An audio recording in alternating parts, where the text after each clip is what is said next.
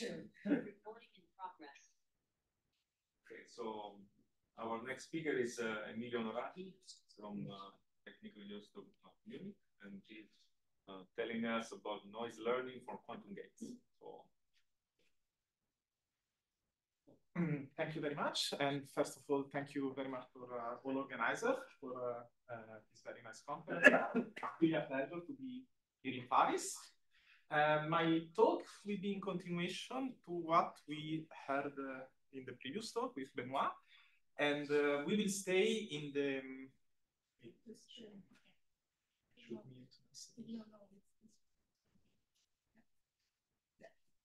Thanks, sorry.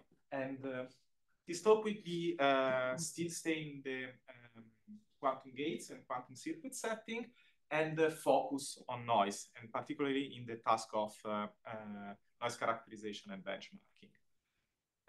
The subtitle of my talk is that with classical post-processing, by devising more sophisticated classical post-processing, we will be able to learn more properties, and especially the mathematical framework of representation theory will come into play. I want to start with a picture, or two pictures. These are European quantum computers. The first one is an Nordic quantum computer developed by IQM. And the second one is from the Walter Meissner Institute in Munich, where I'm based. And yeah, we are building also our own quantum computer. The fact is that, so this one looks very polished, this second one has a messy academic flavor, but no matter what, the problem is that we will, all of them will be prone to noise. So noise is still a problem we have to address in order to advance toward the task and the goal of building a full tolerant quantum computer. For this, I take the words of, first maybe I also explain what I mean by noise. By noise, I mean those unwanted internal or external dynamics which disrupt the quantum computation. This can be internal defects, so that the hardware itself is not well calibrated, or can also be an external source, so coupling with some bus, and this brings some dissipation problems and so on. So we have multiple ways that noise can come into play, and we have to address it. And for the importance, I take the most, for instance, from Jay Gambetta, who is the quantum team leader at IBM. He says that noise is indeed one of the biggest challenges we need to address. But I also would like to take the statement of Dorit Aranov, who say that one of the most important, so in order to get to devise important or interesting application from quantum computers, this is not something that maybe we will come up with by locking ourselves in our offices and start doing on paper algorithms, but instead starting playing with quantum computers. And so the first task is really that to get a quantum computer that works so that we can start playing. And by playing, we may come up with very good ideas for quantum advantage. So the two things are very much in connection. And yeah. So at this point, we can list what will be the contents of this talk. First, I will give an intro on quantum circuits, which will be the platform we are going to focus on today. And then I will present some schemes for noise characterization and noise mitigation.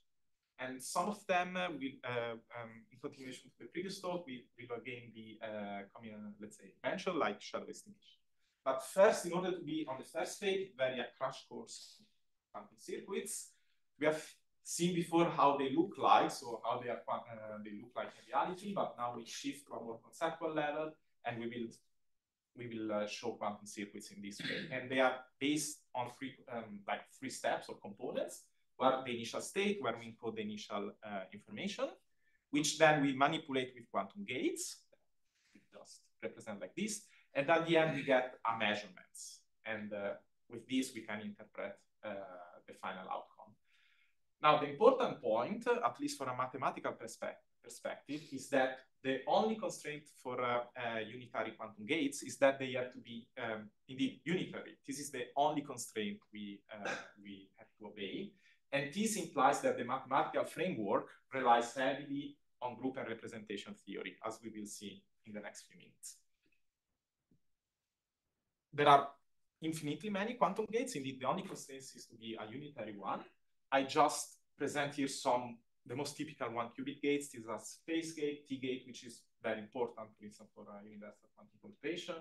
Hadamard gate. The second row is the so-called the Pauli matrices. We all know them. And we know that we can take tensor product of them to an n-qubit Pauli group.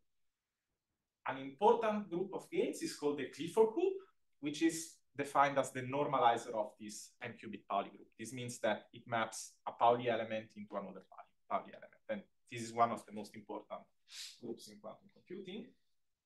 What is a random circuit? It's a version of a quantum circuits where we consider a gate set.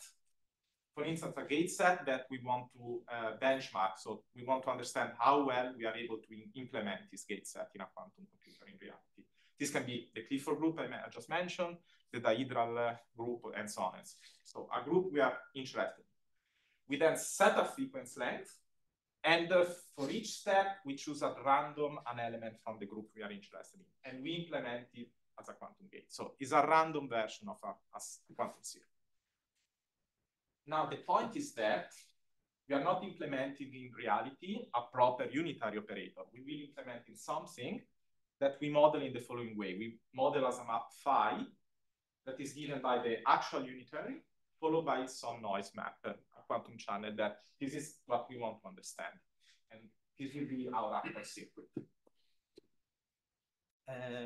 Indeed, this is, we discussed it just in the previous talk, that the theoretical, for noise model guarantee and theoretical investigation, we often need this assumption of gate-independent noise, meaning that at every time step, no matter what gate we are implementing, it will be followed by the same map representing the noise. However, I would like to make a point. The gate-independent noise function for the setting of quantum circuits is a faithful one, in the sense that randomness, because by taking random circuits and then taking averages, this has the effect of washing out gate-dependent effects. So it's a good assumption. This has been shown in this paper by Dalzel and Anterjos and Brandau. And nevertheless, we are going to see in the next project I'm going to present that we can relax this assumption and address gate-specific noise. Indeed, the project I'm going to present is randomized benchmarking with symmetries. So we can now get down to business. And I need first to spend a couple of words about randomized benchmarking. This is one of the most important or most adopted schemes in order to benchmark and characterize the noise of quantum gates for quantum circuits. It is given by two steps. One is an experimental setup, which is implementing random circuits, and at the end measuring. We then do this multiple times, and we aggregate data into a sample average. Then we increase the sequence length of the circuit, and we do this again. So what we obtain are average probabilities or average measurements for different sequence lengths that we then feed, we plot them, and we feed them according to some formula. This formula is described by a fitting model. And what we extract are some parameters, which are exponentially decaying. And these parameters are shown to be directly related to the average gate fidelity. So what randomized benchmarking is giving us is a statement about how well, now important, on average over the whole gate set, are we implementing our quantum gates with respect to the ideal ones. Features, so why is an often adopted things? Because this is scalable. And of course, I would stress the point. The most important thing about error characterization procedures is that they have to be scalable. Otherwise, we can run a quantum process tomography and learn everything.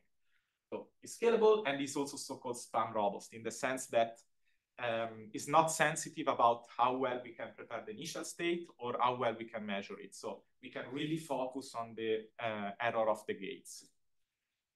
There is somehow some shortcomings, meaning because we have a trade-off. We can learn scalably, but we learn less information. We get somehow a measure, a quantity that tells us how well we are implementing the gate, but it doesn't tell much about the structure. So we don't know if there is some noise, how this looks like.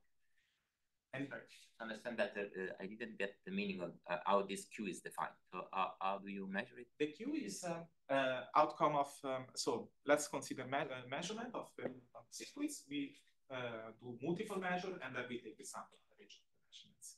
And so we prepare a state, we implement the random circuit, we measure with respect to some polyM. Important has to be some overlap, otherwise we don't see any signal. We aggregate as a classical, as a sample average, and then we feed them for different sequence lengths, and we... But eventually it's a number, right? It's a number. Okay. And this is, thank you for the question, because it helps me about introducing what I would like to say. Can we perhaps do something a bit more sophisticated than just measuring, taking an average and fitting them? Can we do something more sophisticated in order to learn more than just an average gate fidelity? And please bookmark this question for this topic, because it's like the core question that we are going to answer in the second part. Please keep this in mind. But for the moment, there are also two other gaps I would like to fill. One is that randomized benchmarking gives a statement on the average over the group. And the second is that it is a routine that considers gates inside a group. Instead, it would be nice to address the noise of a specific gate that is possibly outside outside the Clifford group, or for instance, implementing universal quantum computation. And these two gaps have been addressed in our former work about, as the name says, is randomized benchmarking for individual quantum gates. How does it work? We consider in few steps. We consider some target gate. We call it T. We want to characterize. And experimentally, what we do is to implement this target gate. I call it phi because it's the experimental realization multiple times, interleaved by a gate taken from some symmetry group I'm going to illustrate in the next few slides. So we are like sandwiching our target gate with symmetry gates. And then at the end, we have an inversion, a final inversion. So this is our circuit. And then what we do is essentially randomized benchmarking. We measure at the end, we aggregate the data as a sample average, and then we plot this for multiple sequence sets.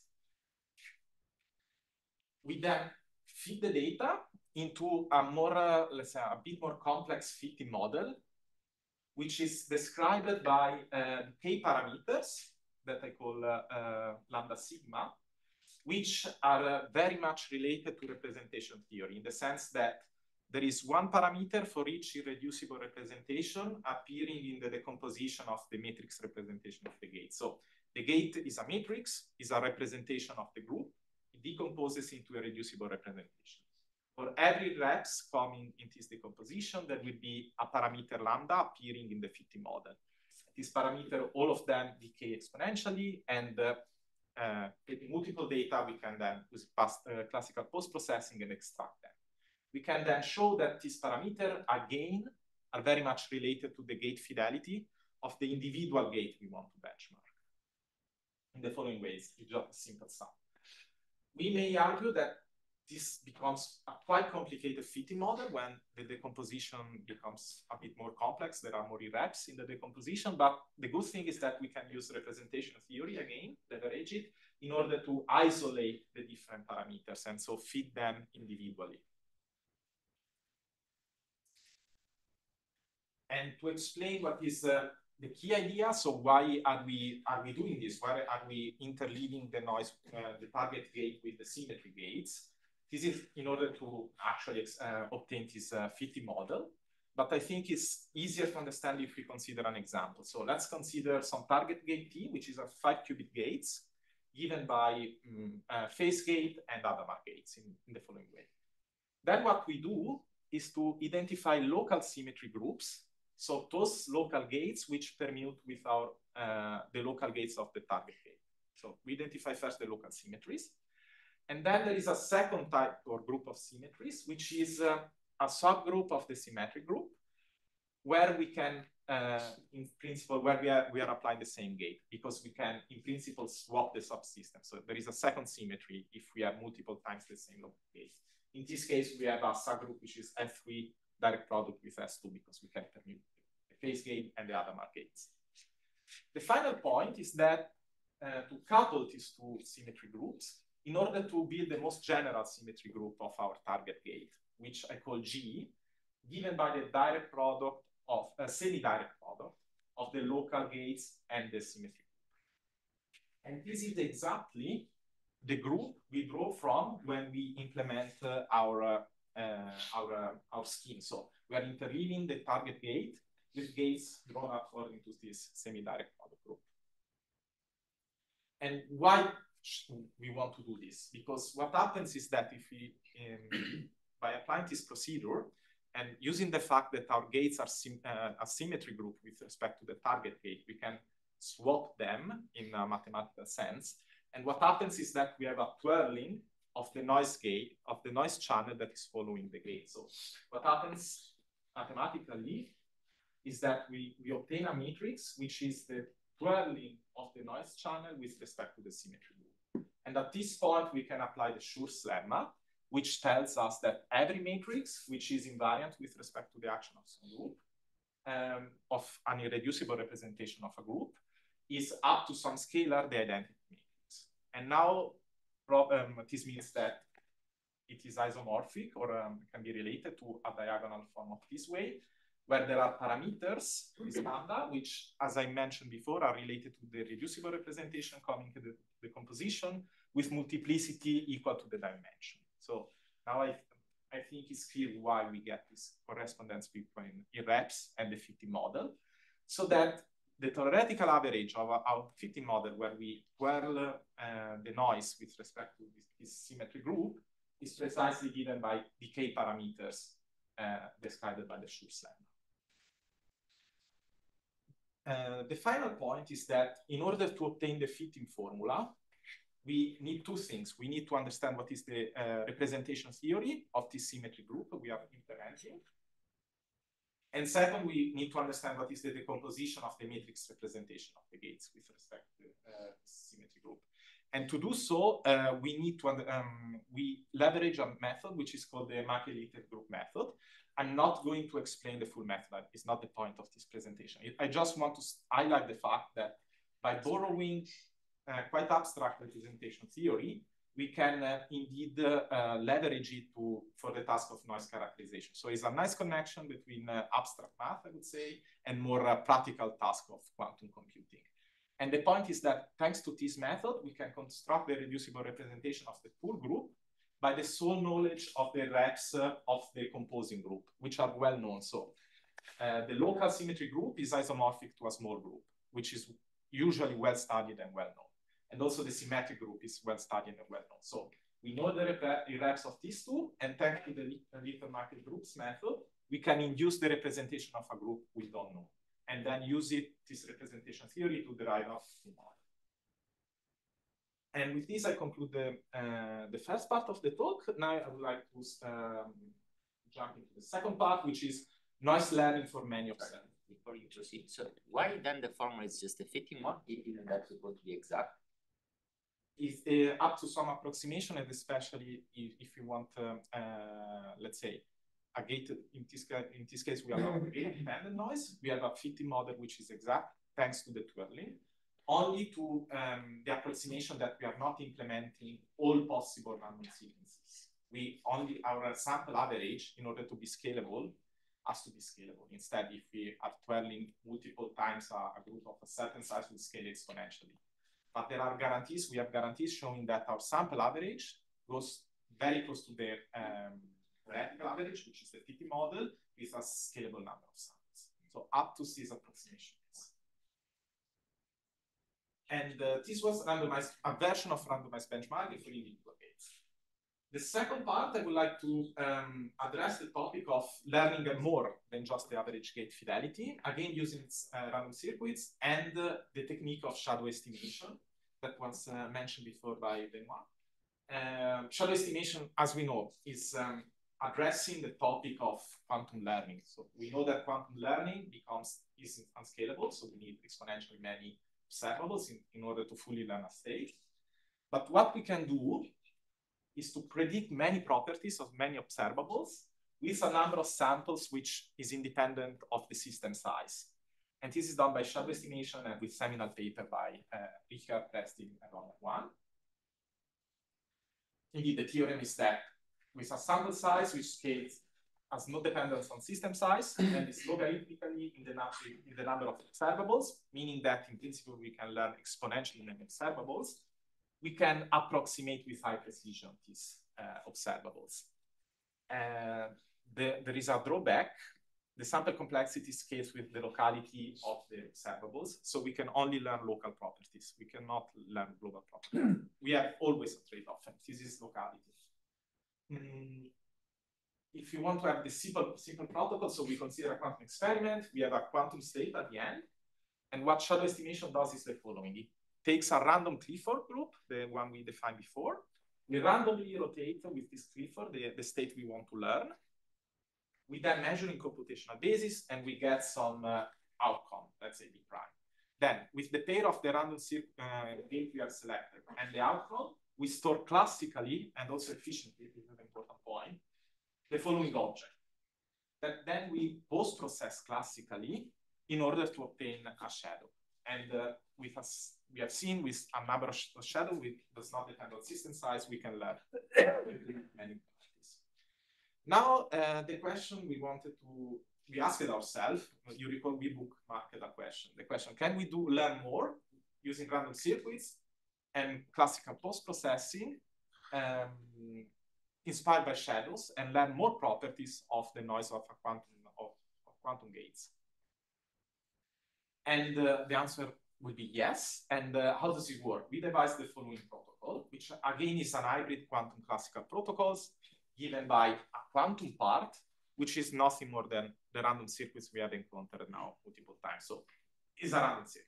More interesting is the classical computation. Instead of just measuring and aggregating the measures, we, for a pair of random circuit and computational measurement outcome, given X and G, so I denote them by G and X, we construct classically in the post-processing such a function, which is a correlation function that now I break down. There is the initial state that we prepare, and then there is an irrep, an irreducible representation of the set of gates we want to learn. That is also followed multiple times by what I call the probe superoperator A. This will be what we benchmark our noise against. This will be like our observables. We have this product of like the random circuit is broken down in the irreducible representation, sandwiched by the probe superoperator A, and then the final for the end. So for each outcome, for each random circuit outcome, we construct such a correlation function. But then, and only then, we take a median of means estimation of this random function, constructing then some other number that I call K, that we fit into a model where this time is expressed in terms of a decay parameter, which are given by these objects, which are the objects we interest us. So you can see is the noise model lambda against the probe superoperator we want to learn. Imagine this can be a unitary, it can be like the Pauli matrix, and so on and so forth. So this is what we extract from our model, and we call this object generalized fidelities. Now, the point is that borrowing from the guarantees of shadow estimation, we can show that we can estimate an exponential number of this probe superoperator A with a scalable number of samples, and in particular, a number of samples which does not depend again on simple size. So we do again the same calculation with, or similar with Weingarten calculus, and we show that we can learn the noise channel of the quantum gates against exponentially many probe superoperator scalably. And this answers the question we bookmarked. And an interesting point is the blue arrow. If we look closely, we never implemented or care about the probe superoperator A in the quantum experiment. So the quantum experiment is a random circuit. The probe superoperator A only appeared in the classical post-processing. So the message is that we can tune the classical post-processing and learn much more information about the noise and leave the quantum part completely untouched. So we keep the quantum experiment, a random quantum experiment, and then we do something more sophisticated in classical post-processing, and we learn more. And yeah, this is something that it fascinated me very much when we work on this project. And this means, indeed, we can use the same round of quantum experiments. There are different applications. One that I want to bring is crosstalk tomography, that we know is something really that makes experimentalists a bit unhappy, that the qubit interacts in a way we don't want them to interact. And we can show that we can detect crosstalk very efficiently, in the sense that if there was no crosstalk, then the noise of 2 qubits will correspond to the local noise. Instead, we can efficiently and scalably learn that there is such a crosstalk and break it down with respect to many probe superoperator, which in our case are the Pauli matrices. So it's a way to help experimentalists in their task of learning and understanding better the structure of the noise, instead of vanilla randomized benchmarking when we only give a number. And finally, I will give or mention just a version of, we talked about shadow estimation. We know that also shadow estimation is a very important technique, very useful, but also shadow estimation is affected by noise, especially in the part where we rotate randomly the state we want to learn. And the problem is that the classical post-processing is not aware of what kind of noise is affecting the rotation, meaning that at the end, we will get unreliable shadows if there is noise, in the sense that there are bias we scale with the spectrum of the noise channel. And to do so, we need to devise some noise mitigated shadow estimation techniques. And one version is the one we recently posted on the archive from our team. And this works as follows. It's again based on random circuits.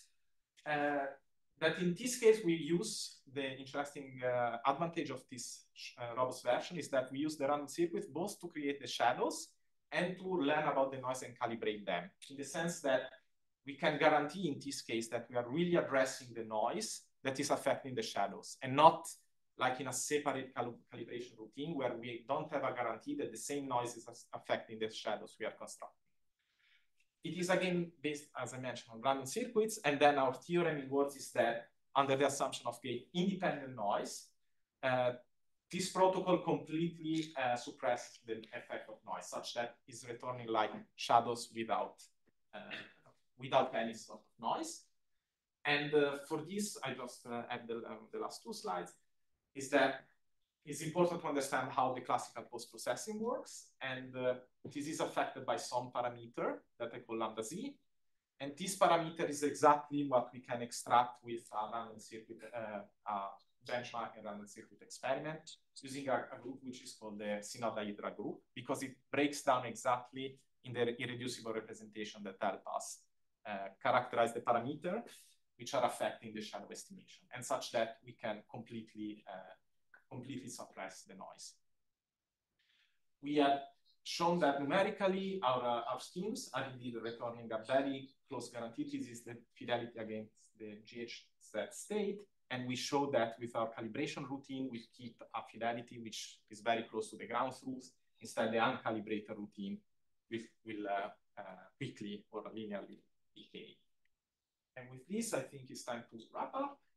And so random circuits, I hope we have some insight for why they are one of the best solutions to benchmark noise in quantum hardware, with the best trade-off of doing something scalable and what we can learn. We have seen that group properties and representation theory plays quite a central role. You have heard me say multiple times in Rex and group and so on and so forth. We have seen the message that maybe devising more sophisticated post-processing, we can push the resource demanding part on the classical part, keep the quantum experiment simples, and still have many properties only by tuning the classical post-processing. And the final point I would like to highlight is that random circuits are experimentally friendly. So they are a good common ground between theorists and experimentalists, which is something I think is important, because sometimes the two communities cannot communicate so well. And with this, I thank you very much for your attention. And I also would like to thank you very much, my collaborators.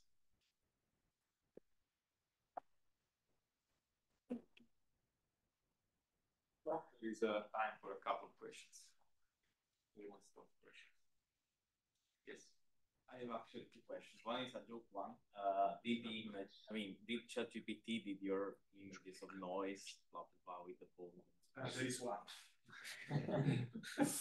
Not this one. This one. This one the from befriends, and but there is one of I think this computer is ChatGPT. Yes. Not this one. This one. is not ChatGPT. No, my question is more. I'm impressed by this method, but I am more doubts about this average gate fidelity. It looks. I mean, what kind of information it gives to you? It gives to you the information about if you act on a kind of ARM state, right, at the end of the day. Because so, can you comment on it? Yeah, this is indeed something we wanted to address. So the average gate fidelity tells us, on average over the R state, how well is the gates from, on average over the gate set, how close they are from a perfect unitary implementation.